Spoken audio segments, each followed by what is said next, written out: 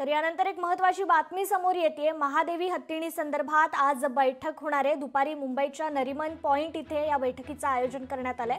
तर बैठकीला राज्य सरकारचे वकील, नांदणी मठाचे वकील आणि वनताराचे वकील हे एकत्रित येऊन सर्वोच्च न्यायालयामध्ये जो ड्राफ्ट सादर करायचा आहे तो ड्राफ्ट त्या ठिकाणी बनवणार आहेत आणि एकत्रित केलेला हा ड्राफ्ट ते सर्वोच्च न्यायालयामध्ये सादर करणार आहेत।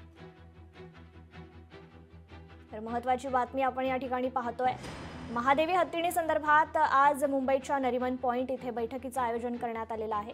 या बैठकीला राज्य सरकारचे वकील, नांदणी मठाचे वकील आणि वनताराचे वकील हे एकत्रित येत सर्वोच्च न्यायालयामध्ये जो ड्राफ्ट सादर करायचा आहे तो ड्राफ्ट त्या ठिकाणी बनवणार आहेत।